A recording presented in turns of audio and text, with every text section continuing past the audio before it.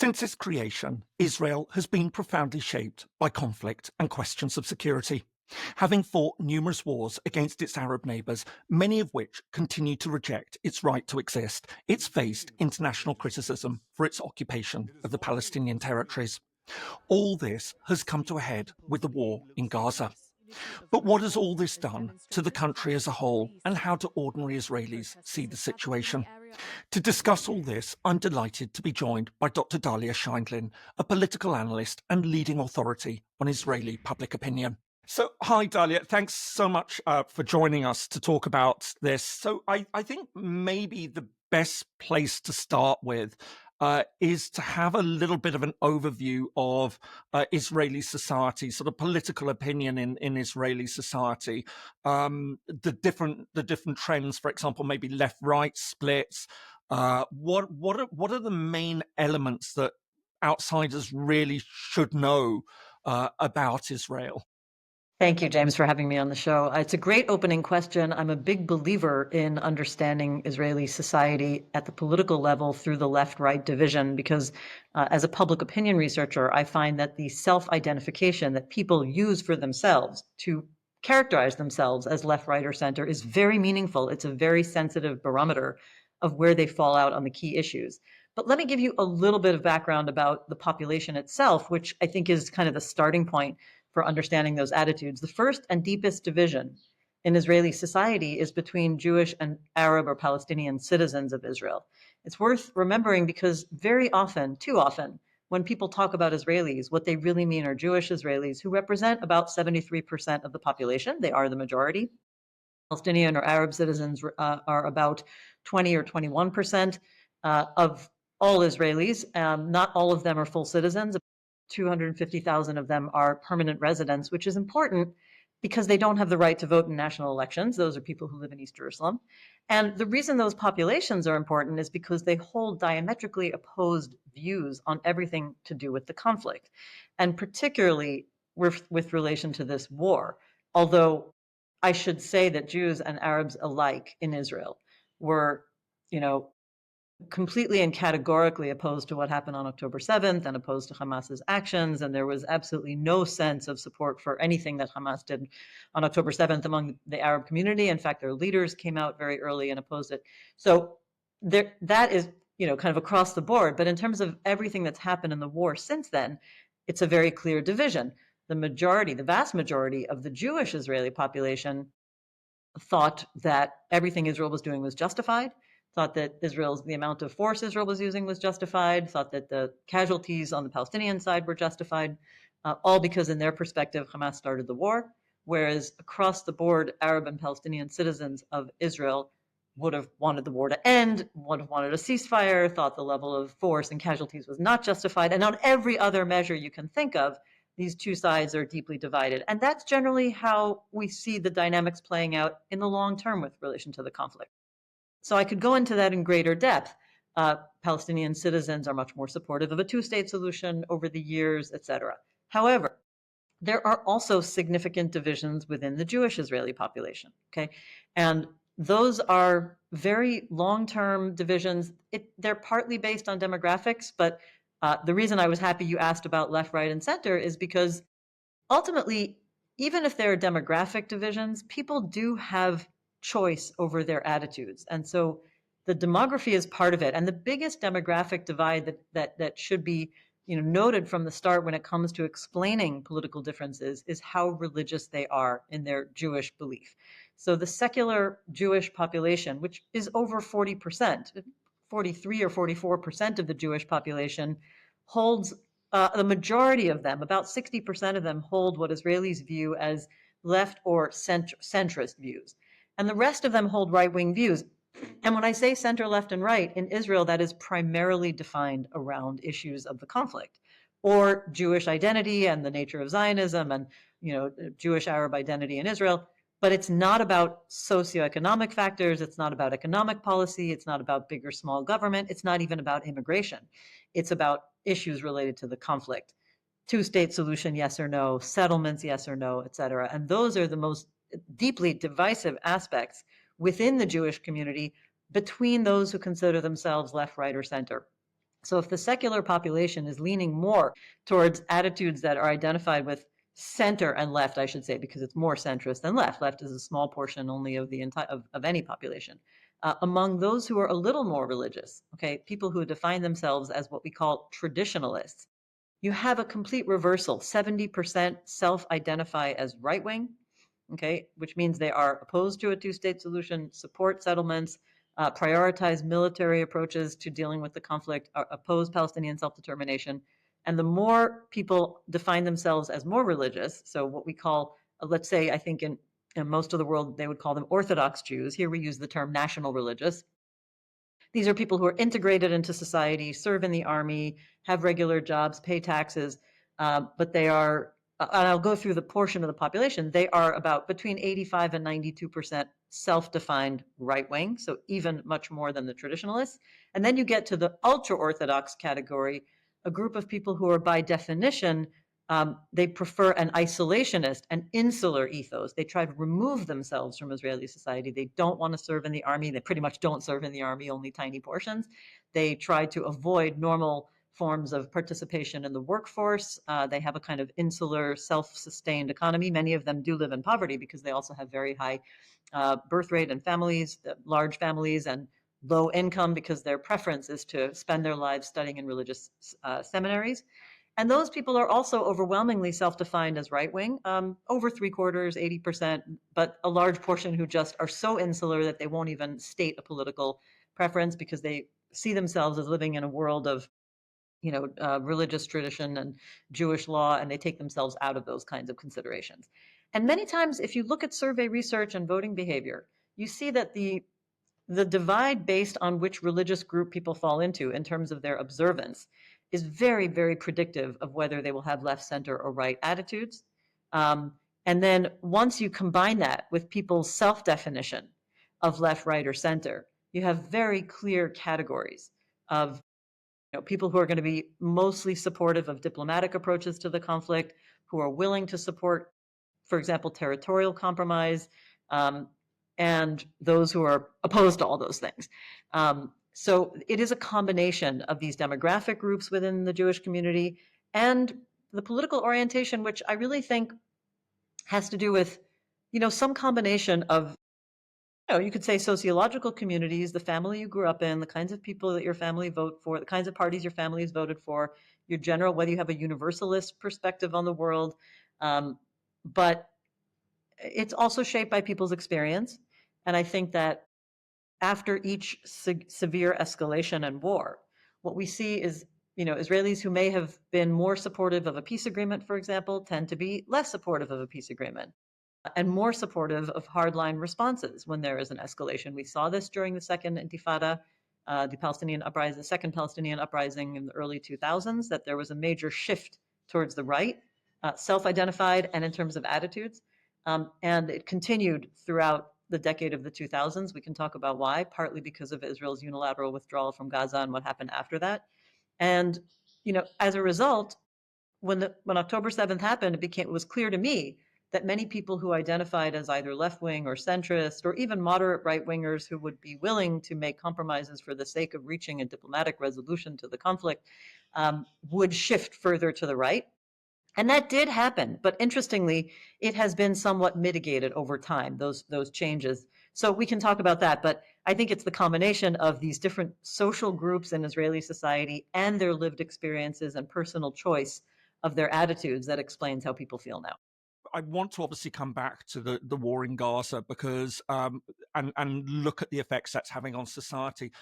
But one thing that I always been really interested in is how the historical origins of Israel and historical memory play out, because the people who were around at the time of its formation are no longer around. So what we're now seeing is how historical memory has been passed down. And I wondered about how that is also shaping Israeli society. The foundational idea of the state of Israel coming after the Second World War, the Holocaust, how that has maybe changed with the passage of time now that Israel is over 80 or coming up for 80 years old. Well, I think that's a very good question because, of course, the past is as we all know, never dead and not even past.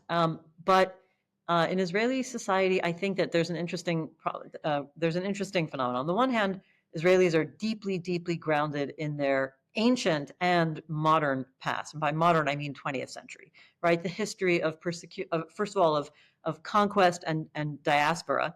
Going back to the defeat of the Jewish kingdom by the Romans, and the experience of living in diaspora for 2,000 years, and often as a persecuted minority, as the world's most archetypal persecuted minority in a way, has certainly shaped people's experiences and people's, I shouldn't say personal experiences necessarily, but it's shaped their collective consciousness, kind of permanent mindset that is with people all the time as a collective past. And that, of course, culminated in the Holocaust. And so the Holocaust kind of proved that the worst of the entire cumulative experience of 2,000 years of being a persecuted minority could actually manifest in near destruction.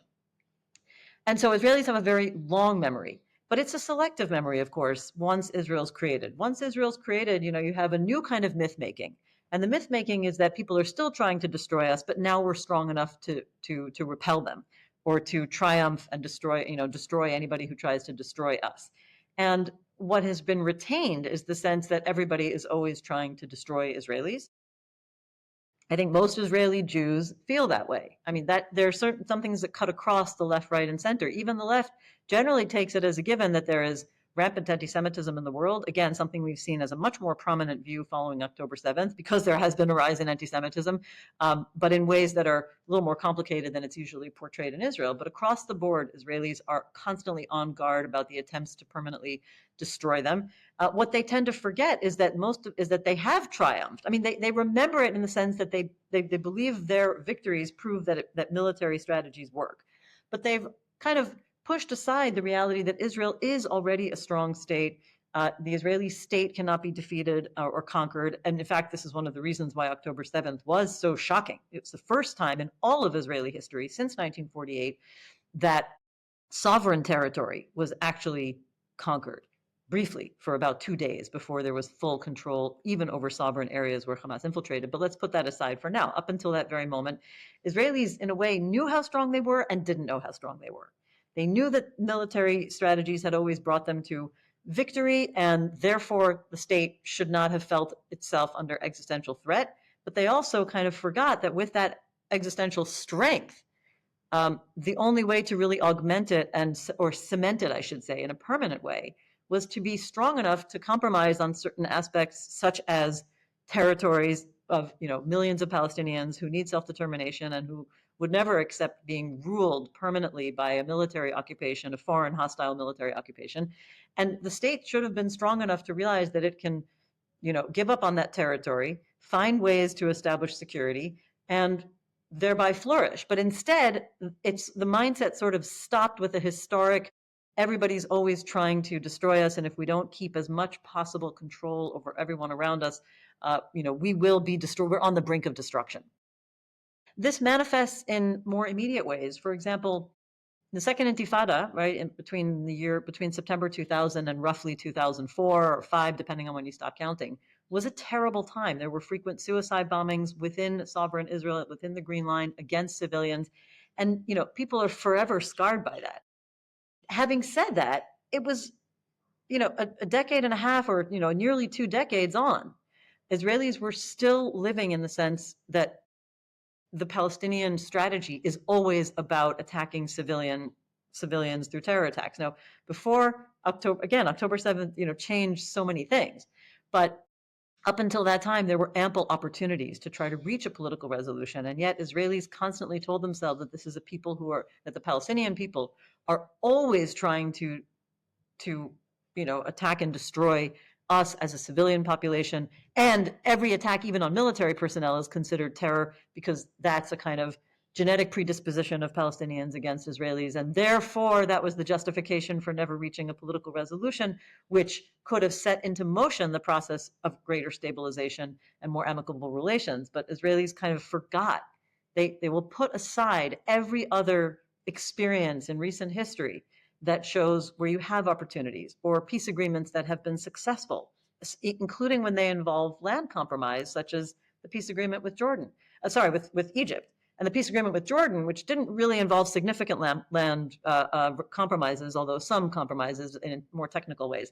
But those peace agreements have been incredibly successful. They're not warm and fuzzy and loving, but they have prevented war between the countries that were responsible for most of the wars in the first few decades in Israel's history. And yet Israelis, ability to cling to the past in certain ways did not seem to include the success of those peace agreements as examples of how political agreements do contain and avoid war and put an end to war, including when they involve land compromises. And so there are certain things that are left out of that long-term historic memory that informs how we think about life and politics today. You had mentioned about the effects of October 7th. And I think like everyone else who saw those horrific pictures that sort of came out and the enormity of what had happened. And I want to talk a little bit about Israel's response maybe in the next question,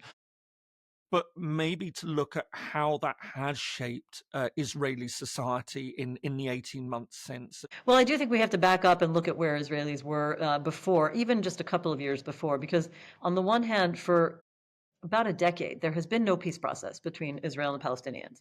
And the Israeli leadership has conveyed that there really wasn't a reason for one. Now, to some extent, that's like a cynical political program, of the government, which under Benjamin Netanyahu and right-wing leadership, their attitude, their policy has been, we don't need to reach a resolution with the Palestinians that involves us relinquishing control over those areas because we can manage this. It's under control. It may not be perfect. We may have occasional escalations, but we have strong air defense systems against missiles, and we have built a wall around the West Bank, and basically it's okay. And the Palestinians are divided and recalcitrant, and depending on who's saying these things, have evil intentions, and so there's no point in trying to work with them anyway. And the vast majority of Israelis, whether they would have accepted a two-state solution or not, ultimately became fairly convinced that they didn't need to get there, or that there wasn't an opportunity to get there, and it just was not possible or feasible. And so Israelis were coasting along on that issue. And that was a self-reinforcing cycle of Israelis saying we either don't need to do that or we don't want to do that, and we can just keep going in relative security, okay, despite not having a peace agreement. And then you had several years of political turmoil where Israelis were completely consumed by their political life, because we had 5 election cycles in very quick succession from 2019 onward. It was unprecedented. It was a constant loop of adrenaline of all these, oh my gosh, we've never seen anything like this before. Oh my gosh, we had elections and we can't form a government, so we have to have new elections. And Israeli elections are rambunctious and all-consuming. And so it was a very introverted time in terms of Israelis being really obsessed with their political life. Then finally, from late 2022, Netanyahu managed to reestablish a firm right-wing coalition, which was actually the most extreme right-wing in terms of including religious fundamentalists inside his coalition. And they, quickly set about with the political program, particularly the attempt to weaken the Israeli judiciary and the judicial independence, and undermine, such as it is, Israel's constitutional order. I say that with a bit of, qualification, because we don't have a formal constitution. But that, drove Israelis into the streets, and so there was all this internal chaos. And I think that the most interesting thing was that over the course of 2023, when there was an extraordinary and sweeping protest movement that brought hundreds of thousands of people out every single week and during the week, but the biggest protests were weekly, what you saw was a complete disconnect between the urgent, and pan-social, real craving to reestablish the pillars of democracy in Israel, and a kind of new conversation about what was missing and what should be fixed and what should be protected, and the need for all these very lofty liberal democratic principles, and a total sidelining of the issue of the conflict and occupation. And so October 7th happens, and first of all, Israelis are completely shocked, right? Again, it has never happened that any foreign power has conquered sovereign territory since the establishment of the state. All the wars of Israel were fought pretty much on other territories. And even during the War of Independence, when there were battles fought within what was then partitioned Israel, Israel conquered more territory. It didn't lose territory. It's never happened before. So the sense of insecurity was very profound.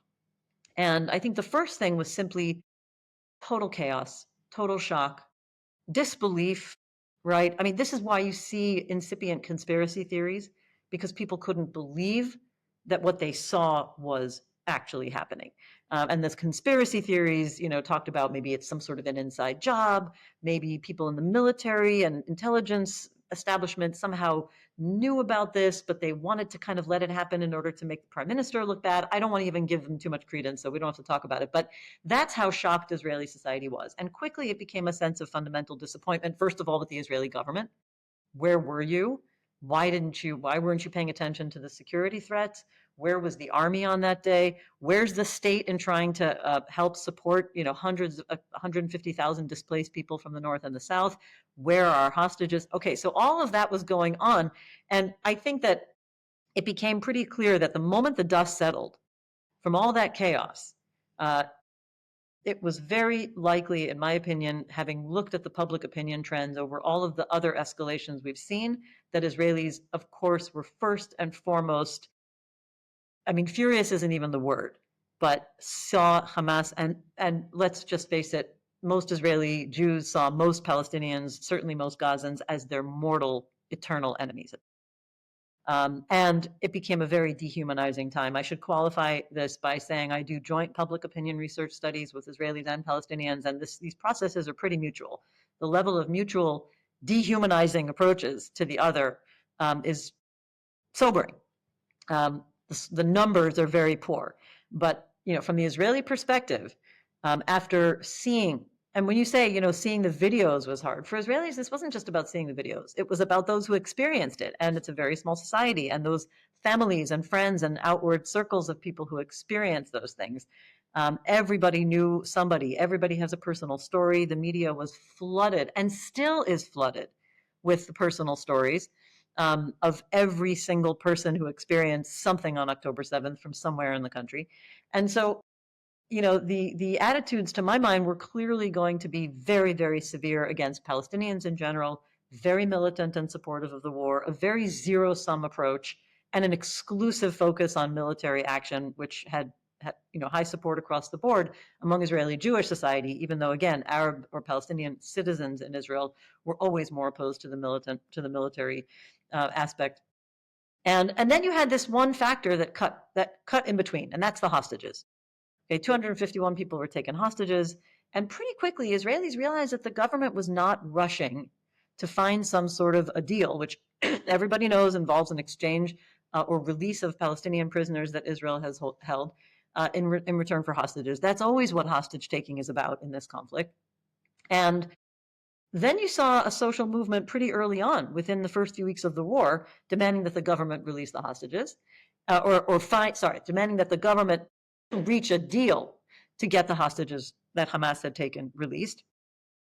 And that sort of quickly took on political overtones. The criticism of the government was viewed as political, sometimes by those doing it, sometimes by those criticizing those who were demanding hostage release. And so this went on in a kind of escalating loop over the course of the year, which mitigated, in a way, the hard right-wing shift of Israeli society, because what you see, and this is, skipping over 18 months of the war, what we're seeing now is a very strong majority who support hostage release at pretty much any cost. And that any cost basically means an end to the war and a release of a great many numbers of Palestinian prisoners who Israelis across the board consider to be terrorists, even though many of them were people who were held on administrative detention or swept up during the war. We don't know if there are any charges against them. Some of them are actually convicted terrorists from earlier decades.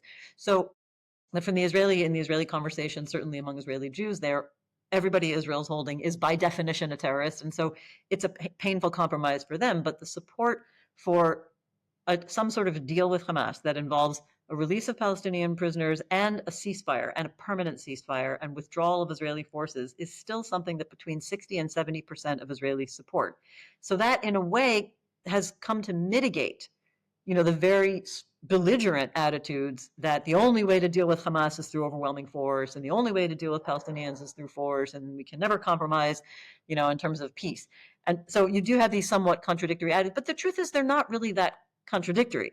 And in my analysis, what I think lies behind that strong support for ending the war, and I talk about that now because over the last few weeks there has been, a whole kind of trend of petitions and open letters by 36 different groups in Israeli society, some of them representing military units, elite military units, Air Force, Navy, everything, and professional societies and medical communities and students and parents calling for an end to the war. But they're calling for an end to the war for the sake of the hostages, and I don't think it really contradicts the fact that they are still belligerent when it comes to the long term of not trusting that there can be a peace agreement, or you could call it a political resolution of the conflict or a political framework for containing the conflict. And most Israelis are still very skeptical of that, even as they support an end to the war, specifically for the sake of the hostages. So I think those two trends aren't actually contradictions. So I think, well, I now have two really, I guess, big questions that sort of come out of it. I think I'll tackle the Gaza one first, because I think you presented a really interesting view of how strongly Israeli society has, or certainly Israeli Jewish society has felt about the need to fight the war in Gaza, but now that shift. But it has been a devastating war that has led to huge numbers of casualties. I mean, I know that the figures will be debated and things, but I think we can say quite clearly that tens of thousands of Palestinians have been killed, maimed. Israel has found a lot of international criticism because of this. We've seen the International Court of Justice case on genocide. How have people responded to the war, to the clear devastation, but also the fact that the international community has spoken out quite loudly about what has been going on there? Yeah, so these really are two questions. One is the question of how do Israelis see or think about the devastation in Gaza, and it really has become a war of destruction. I think it's even hard to talk about an Israel-Hamas war at this point, although that's certainly the easiest term to use technically. But the fact is, in many of the phases of this war, it looks very much like a war against all Palestinians in Gaza. And we shouldn't leave out the West Bank because there's a very extensive military operation going on there too. So let me start with that one, and then I'll talk about the international one. I mean, there was a lot of awareness early in the war from international observers that Israelis were not really looking at or seeing the destruction in Gaza. I mean, there was lots of talk about how the Israeli media, just watching TV, we have 4 regular channels, 3 of them are mainstream channels, one of them is kind of a pro-government channel, but they show, some images, some footage of Gaza, mostly from the perspective of soldiers and their body cams. And, you see kind of neighborhoods that have been destroyed, but what you don't see is the human suffering. And if you go, on the other hand, everybody has social media. It's a very plugged in society. We have very heavy phone use, over 100% smartphone penetration rate, basically. I say that metaphorically, but we do have about 100% cell phone usage. And the vast majority of that is smartphones. People are very, very plugged into social media, and everybody can see, if they want to, what's going on in Gaza. But instead, what people are really doing is barricading themselves into their own, echo chambers and silos, the kinds of things we know from everywhere in the world, where people are able to use social media in ways that reinforce, their own communities. And this is happening, I think, in Israel too. People are very much focused on the information about Israelis and just not looking or making the effort to see the human devastation in Gaza. Of course, we can agree that it's tens of thousands. I think the even in Israeli reporting, we know that there are at least 50,000 direct deaths from the war, probably a lot more due to indirect deaths. And there's a big battle over how many of those are civilian casualties and how that stacks up with other wars where, we look at the proportions of civilian versus fighters and then what counts. But most Israelis aren't looking at it like that. What they're really saying is, okay, yeah, things have been destroyed in Gaza, but it's a war that they started. And so what are we supposed to do? We have to destroy Hamas.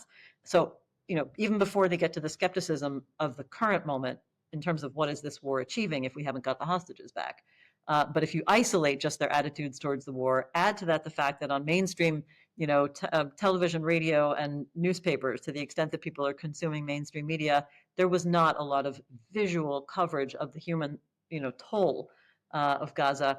I think that it did allow Israelis to kind of live in their own reality of their own suffering without really understanding why the world was so upset about all this. What do they want from us? We were the victims. That is how a lot of Israelis see it. Again, I have to qualify, mostly Israeli Jews, because Arab citizens in Israel are highly tuned into what's happening because it's the extension of their society. Many of their family members or extended families are in Gaza or the West Bank. They're watching Al Jazeera until Israel banned Al Jazeera from operating in this region, which happened within a few months of the war. Al Jazeera, is not blameless here because they were essentially, becoming like a mouthpiece for Hamas's approach to everything. They were showing everything and repeating basically Hamas's positions on everything, including on October 7th.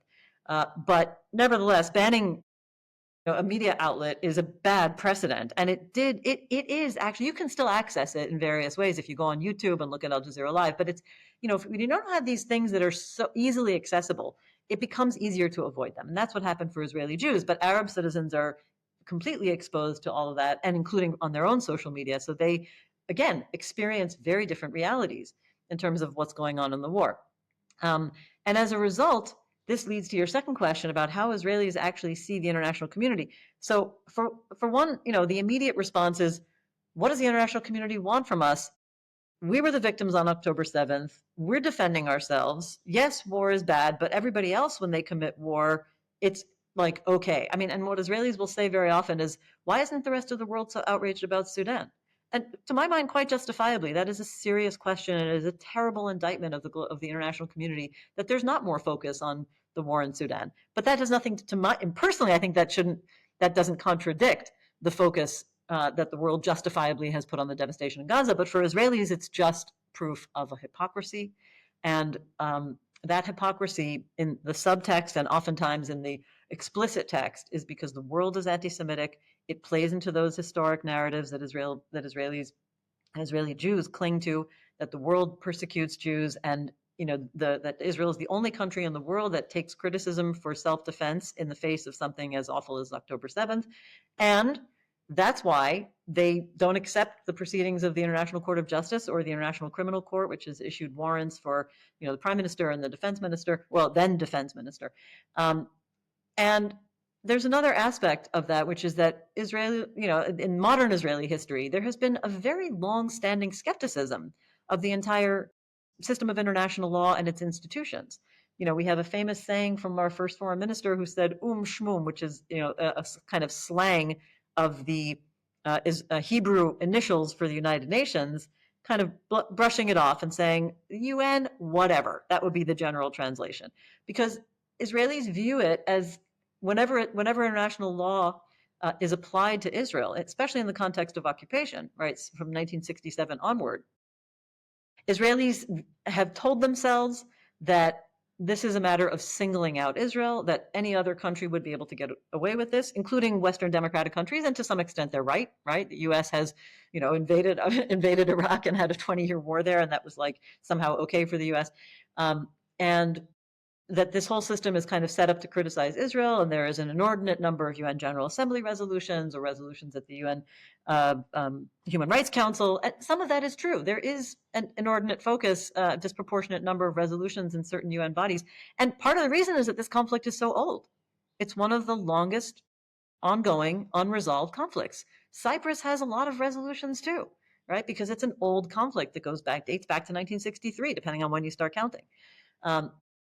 And so, nevertheless, Israelis have convinced themselves, first of all, that the UN was generally anti-Israel. Then the criticism extended to international law, which they viewed as selectively applied against them, when in fact, actually, I argue that it's rather the opposite. Israel has ultimately been able to continue its violations of international law, some of which are very clear-cut, despite those criticisms, partly because it has the backing of the UN on the Security Council. And then the criticism of both the UN and international law was extended to include the international courts. So the ICJ and the ICC are now viewed as, simply unsalvageable, anti-Israel bodies.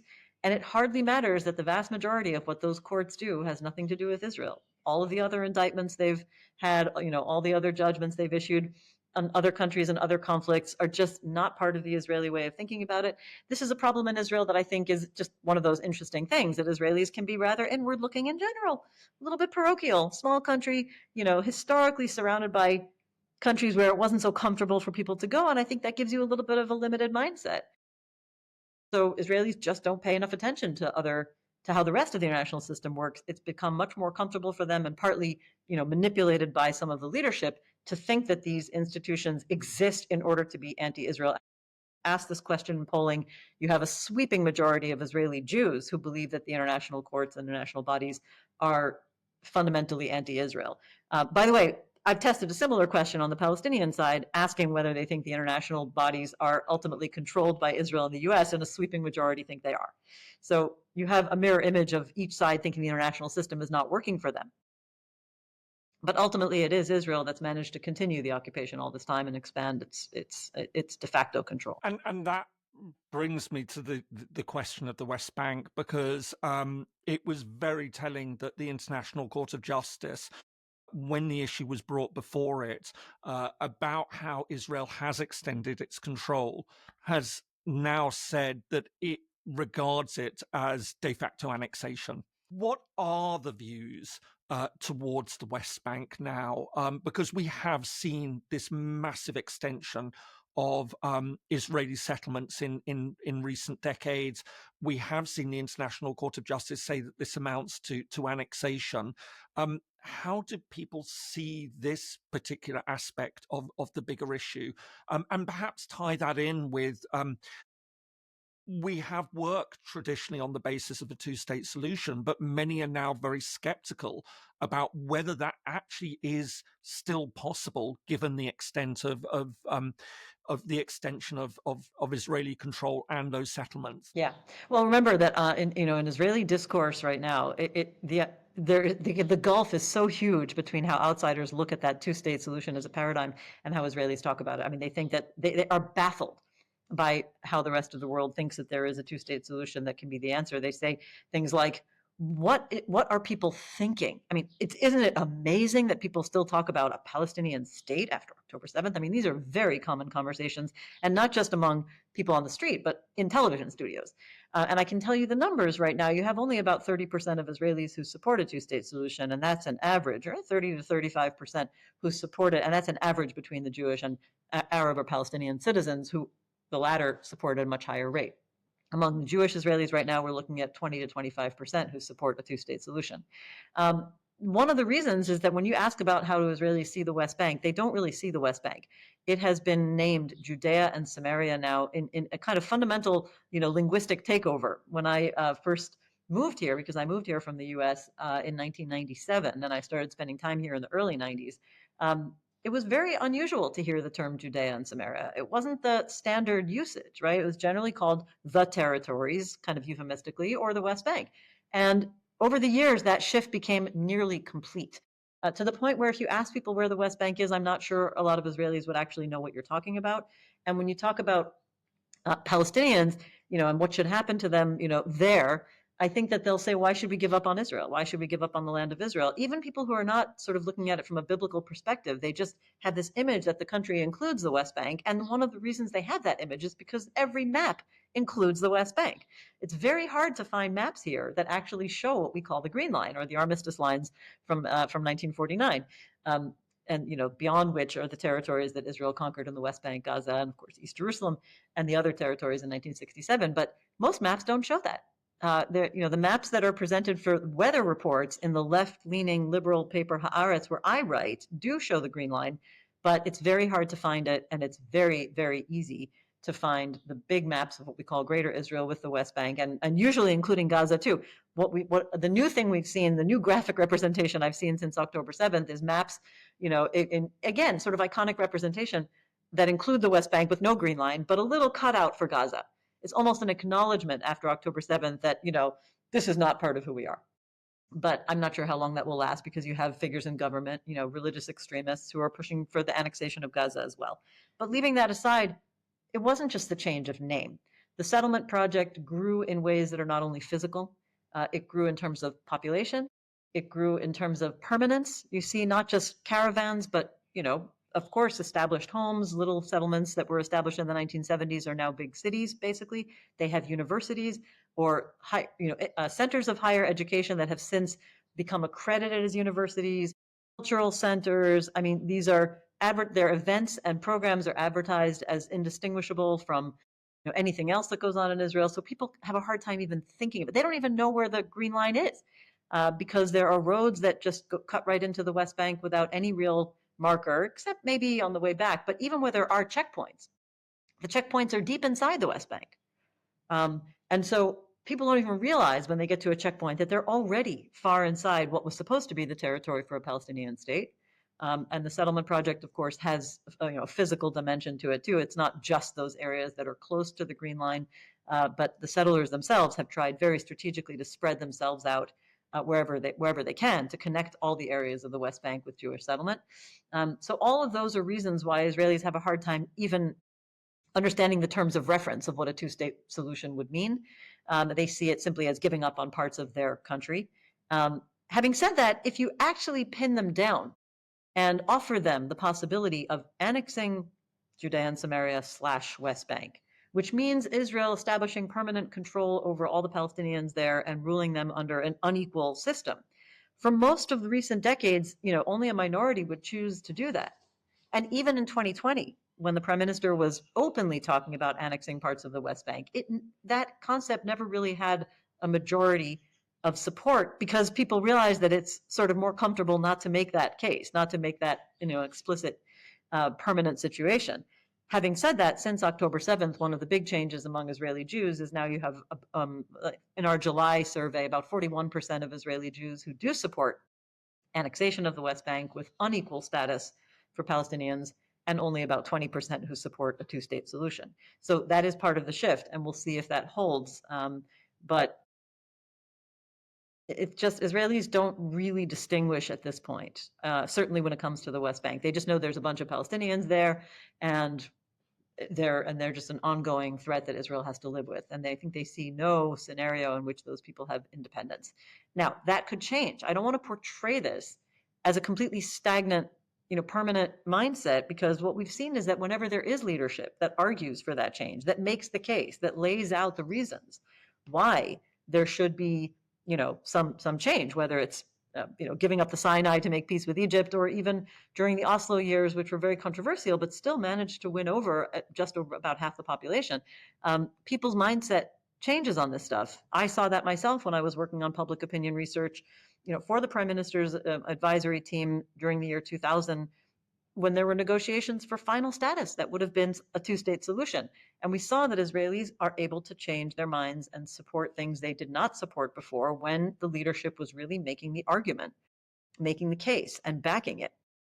And nothing has come to fruition yet. But these things are dynamic, and I think it's important to say that under the right circumstances that include leadership, but also updating the policies, making the case about how this can benefit both sides, frankly, there is an opportunity to change people's minds, but it does require somebody wanting to do that. If I might be permitted one final question, I mean, there's so many more things that I'd love to continue talking about, but one thing I think would be really interesting is to get a sense of how, I mean, you've touched on it a little already, how Israeli society views the outside world, who are seen as the friends, the enemies, if you like. I think one of the big effects of October 7th and the Gaza war has been its setback efforts to normalize relations with many Arab states. There had been very serious talks, for example, about Saudi Arabia normalizing relations. Equally, there's also been criticism about Israel's response to the war in Ukraine, that it hasn't sort of, and all right, we know with Trump it's a slightly different situation now, but even under the Biden administration, Israel wasn't as full-throated, if you like, in its support of Ukraine. How does this play out in Israeli society? How do they see the outside world? As I say, who are seen as the friends, the more pro-supportive countries, and who are seen as the implacable opponents? Well, that's a very easy answer because it all boils down to the United States, right? Longtime patron, one of the first countries to recognize Israel, certainly, and even sort of upgrading and flourishing of the relationship from the 1960s, particularly after 1967, but always a very strong relationship of political, economic, and military support. And that has only risen over the years. I mean, it's interesting because there's a deep controversy within Israel about, for example, the presidency of Barack Obama, when Prime Minister Benjamin Netanyahu tried to portray him as somehow less supportive of Israel. And yet this was the president who signed a memorandum of understanding that brought unprecedented American aid to Israel, to the tune of $3.8 billion a year. And of course, under Biden during the war, that was augmented by billions of dollars. And yet Israelis still think there might be a partisan divide on Israel. So basically, every Israeli is aware that America is Israel's most stalwart ally. And that is not just about the military aid, but very much about the backing in the Security Council. And a sort of, sense of close cultural ties and, lots of overlap in terms of business and, immigration, et cetera. And the Jewish American community being, of course, one of the major backbones of support for Israel among within the diaspora. Then there's a kind of fraught relationship, I would say, with the European countries. For the most part, Western European countries are stalwart allies of Israel. Germany is a stalwart ally, and Israelis are aware of that. The UK is a stalwart ally. France is a stalwart ally. And yet, over the last 20 years, I would say, the ongoing occupation has become a thorn in the side of that relationship because it's primarily the Western European countries who are concerned about the ongoing violation of international law and human rights. And the Eastern European countries, particularly the Visegrad group, is not terribly concerned about that. And they have their own, less than democratic tendencies that are creating strain within the European Union, and Israel finds allies there, which is why Netanyahu has become close with Viktor Orban, for example, and that's a sort of infamous/famous relationship now.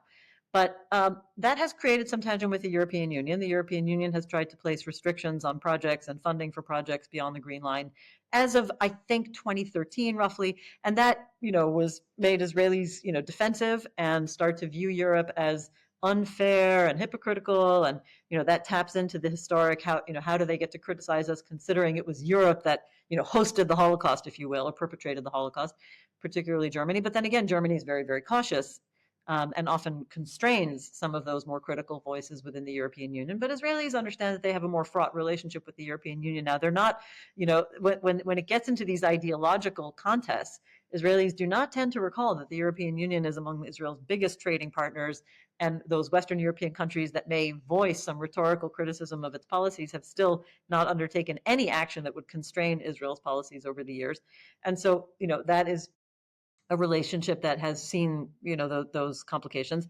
And then there is this new emerging class of other countries that I think we have to give Netanyahu credit for cultivating all sorts of new foreign alliances, even before the Abraham Accords, with a number of countries that are not democratic allies. They are not part of the Western democratic world. And this is not a matter of snobbery or not. The fact is, when Israel cultivates relationships, its relationship with Azerbaijan, it is not cultivating a Western democratic ally. It's cultivating a non-Western, non-democratic ally. And that began, the relationship goes way back, but Netanyahu, I would say, upgraded the relationship starting around 2016. Then he flew to Chad and said, I'm opening up, a new chapter in our relations with Chad and Oman. And then we had the Abraham Accords, which are, the heavyweight in terms of strategic alliances, not to mention, of course, Kosovo, right? Kosovars are grateful to this day that Israel recognized Kosovo, and it was part of, the dynamic under the first Trump administration that that supported the Abraham Accords. And also Netanyahu was able to say, I'm expanding relationships with Muslim states. We have no problem with Muslim states. We can expand those relations. Look, this is not a religious conflict, to the extent that Kosovo should even be considered a Muslim state. That's debatable. I think that what we see during 2020 is the sense that Israel is perfectly happy to have alliances of hard realism, strategic relations with countries that can support its aims on a strategic, military, and economic level that will give it a foundation of powerful alliances that do not depend and are not conditional on resolving the problem with the Palestinians. And that was how the Abraham Accords were seen by Israelis. Even the Gulf states only paid lip service to it. The UAE was it does not have great relations with the Palestinians, let's just put it mildly. And so there was an understanding that if Israel's taking some, minor rhetorical pressure from those pesky Western states that always talk about human rights, they have lots of other alliances and friends and allies that can serve its economic and financial and diplomatic interests without having to depend only on the expectations of those Western countries. And certainly under the Trump administrations, right now plural, they don't have to worry about even the rhetorical pressure of reaching a peaceful solution through a two-state solution or anything to do with Palestinian human rights from the U.S., which, let's face it, the Biden administration didn't do anything to limit Israel's actions either on that front. In fact, didn't even work on a peace process. There has been no peace process since the Obama administration. And so I think that was Israel's approach to foreign relations. And it's also not that new. I mean, Netanyahu has definitely brought it to a new level. But honestly, in the early decades of statehood, Israel felt so embattled and isolated that the overriding perspective, even under the early stage labor governments or the precursors to labor governments, was, whoever will be our friend, we need them. And so Israel had all sorts of unsavory alliances, including with Ceausescu in Romania, and even a kind of relationship with Idi Amin Dada of Uganda. All sorts of countries that were not part of the Western democratic family if they had a strategic military or economic basis for the relationship. Thank you so much for agreeing to talk to me. I mean, this was incredibly interesting. As I say, there were just so many more questions, and perhaps we can sort of take up the discussion again at another point. But in the meantime, thank you so much for coming on. I hope you found that useful. If so, here are some more videos that you might find interesting. Thanks so much for joining me, and see you in the next video.